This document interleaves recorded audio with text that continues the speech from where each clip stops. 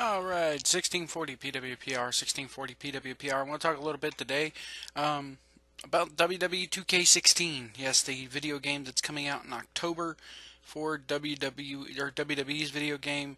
Um, it's coming out for PlayStation 4, Xbox One, PlayStation 3, and Xbox 360.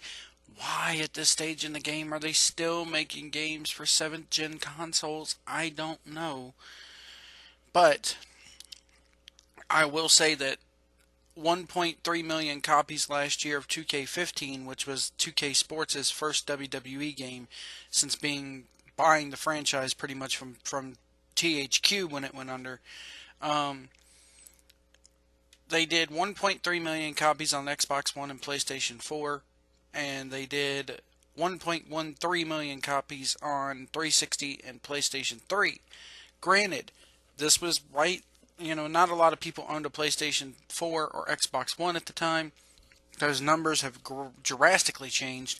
So I'm curious to see how those numbers do this year with the video game. But the huge news coming out of E3, which is the Electronic Entertainment Expo, I believe it's called. I just call it E3. Who cares what it stands for? It's the Christmas of video games. You find out what's coming out. You find out what's coming out, soon. You find out what's already out, the newest and greatest in video games. It's like a convention for video games. World champion Seth Rollins, former Divas champion Paige, Daniel Bryan, Dean Ambrose, Wade Barrett, and NXT superstar Finn Balor, yay, were announced as the first playable characters in WWE 2K16. 2K Sports confirmed that on Tuesday. According to 2K Sports, WWE 2K16 will feature the largest roster in WWE video game history, and there will be upcoming news released in the coming weeks. Are you guys excited for this? I know I am. If you're watching the YouTube version, please leave this in the comments below. A lot of people go, well, I'm watching the YouTube version. Why does he say if you're watching? Because we do a podcast. This show actually gets put up in podcast form as well each and every week at 1640 PWPR. It's facebook.com/1640 PWPR. They got to do they need to step up their game with 2K16. I'm sick and tired with WWE games, and they started this with the Legends of WrestleMania video game. I'm so sick and tired of the recreate history thing. I really am. I'm sick and tired of, having to do matches. Why can't they come up with an original storyline of their own, run it by WWE, and get their approval for it?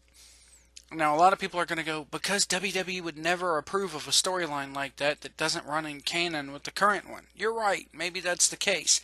But I'm so sick and tired of having to, recreate this thing in history, and recreate this thing, and recreate this rivalry, and recreate this. I don't want to recreate anything. I want to do something original, man.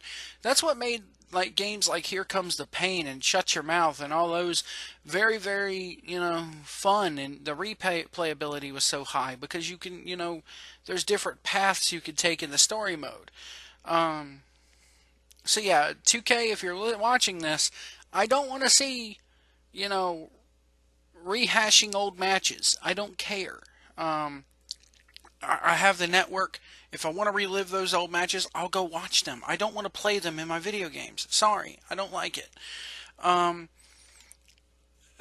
So that's my last little bit of E3 news. I want to move on to something that I rarely talk about here as far as sports goes, and that's baseball. I'm not a big sports guy. I don't watch football. In fact, I wish the NFL would die tomorrow. Can't stand fucking football. I hate it. I watch NASCAR from time to time because I'm from the South. I have to. Anyway, actually, I like racing. I like auto racing in general, I guess. We used to do NASCAR news with the Raging Redneck back on P2P Live back in the day. So I've always had a spot, for NASCAR. I like the. I went to a race last year. I went to one of the Martinsville races last year. And it was a lot of fun to see, those cars, up close and like that. It was really a lot of fun. So I watch NASCAR on occasion. Maybe take in a baseball game or two during the year. Friday nights we go watch the local high school football team play because my nephew is on the team. I enjoy that sometimes. But I'm not a big sports guy. And when it comes to baseball, yesterday's story coming out about the the St. Louis Cardinals supposedly hacking into the Houston Astros email system. Just come on, man. This is why I don't watch sports anymore. This is why I can't take any sports seriously. Because it's not about the game anymore. It's about what team is doing this, and what team's doing this, and what player's screwing this, and what player's beating up his wife, and how much is this guy making. Just shut up and play the game. You guys get paid millions upon millions of dollars to play games for a living. To play games. Yet they say Major League Video Gaming is a joke, and that video gaming, when they aired that video game competition on ESPN2 back a couple months ago, a lot of people were like, "Get this shit off my sports network. It don't belong on here." Well, fucking hell, neither does the NFL anymore. The way these guys are acting. Sorry, it's just it blows my mind how we've taken the America's pastime, and now we got one team hacking into another. What did they do? Purposely go high instead of going and hiring hitmen now, guys, we're gonna go out and hire nerds and hackers. We need a nerd. I can see it now. They're sitting around the St. Louis board table, all dark and desolate, and they're like, "We need a nerd. Jimmy, go out and hire the best nerd you can, and we're going to hack the Astros, even though they're not even in the same league as us." They're not. One's American League, one's National League. Come on, guys. At least hack your direct competition.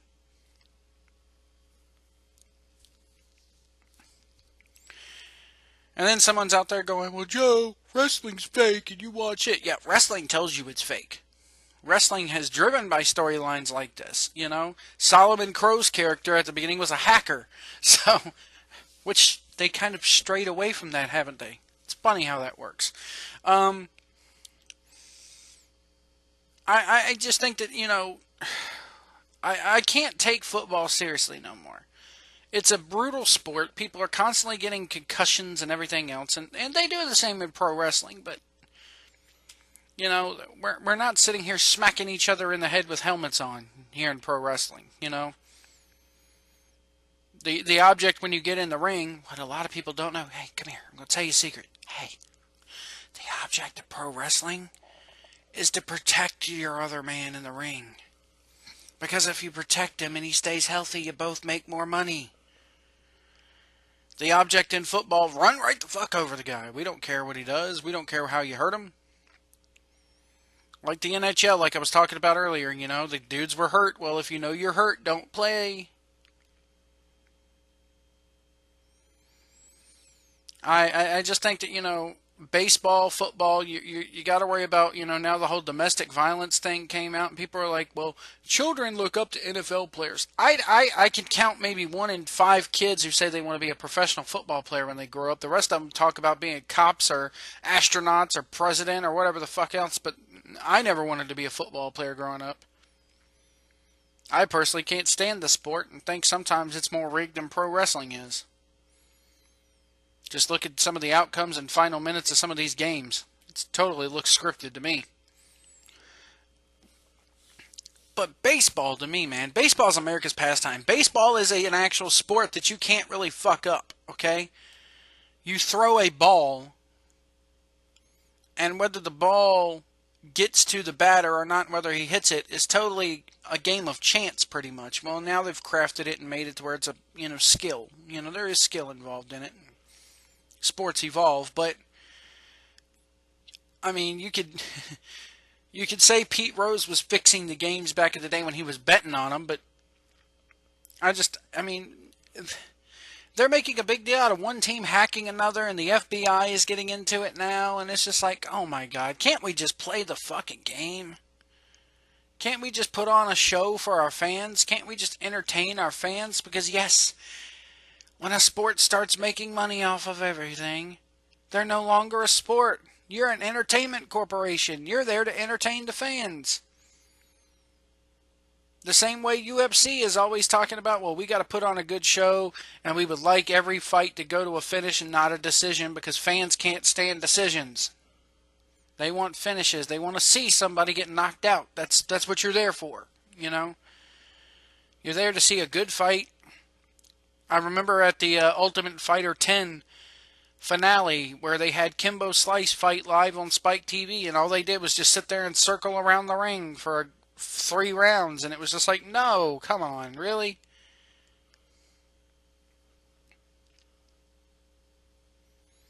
I don't get it, guys. I really don't. But, I mean, that's just my thoughts on sports. That's why I don't follow sports. That's why I'm, not constantly playing fantasy football or fantasy baseball. I don't sit there and worry about, oh, the NFL is coming. Time to spend all of our Sundays plopped down in front of the TV. Don't you dare text me when the Cowboys are playing. No. Sorry. No. I can't stand the sport of football. It's utterly boring to me. Baseball can be, people are sitting there going, well, baseball could be a boring fucking game. And you're right. Baseball could be downright boring.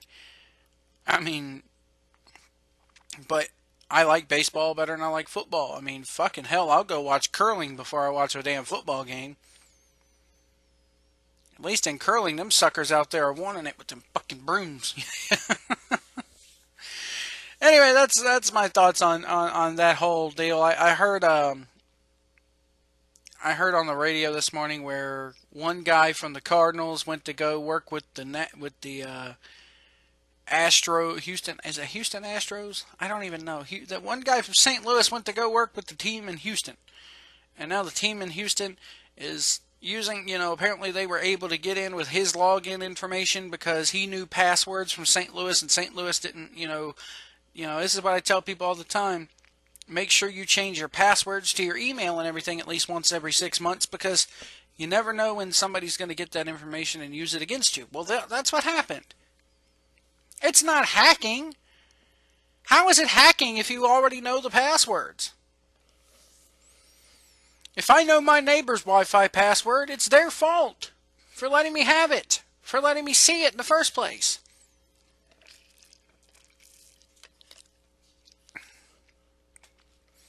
That's why I tell my customers who call me all the time. They're like, I want to make my network open so that I don't have to put in a password because I'm too fucking lazy to understand technology. I want an open network, man. I don't want to have to sign in. I want to get on there and cruise in my porn without having to sign in every 5 minutes. Well, let me tell you, I had a customer do that yesterday. And I told him, I was like, look, this is risky. If it's an open network, people could come in and hack you if they really know what they're doing. I don't care. I just don't want to fool with this password no more.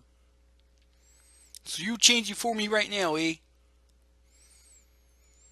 So I went in, I was like, okay, your fault if you get hacked is literally what I told him. I was like, don't call us if somebody dips into your computer because we warned you. We have it on tape. We record every call. I made you well aware of the circumstances. And he was like, okay. So I went in and made his network open. It's no different than if you tell your neighbor, my password is ABC123, and all of a sudden, one day, I had a customer who was stealing the neighbor's Wi-Fi the other day. I was like, what you're doing is illegal. It's wire fraud.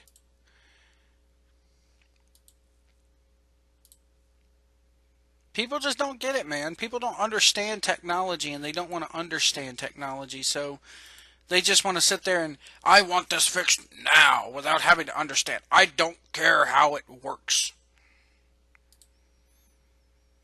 I don't want to understand how it works. Don't you dare try to tell me how it works. Just fix it. It's a little different if I go to a car mechanic.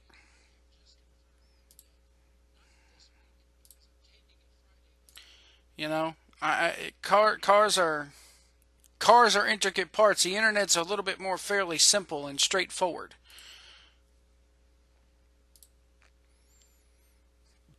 Anyway, my rant is over about that. I don't understand why we just can't play the game.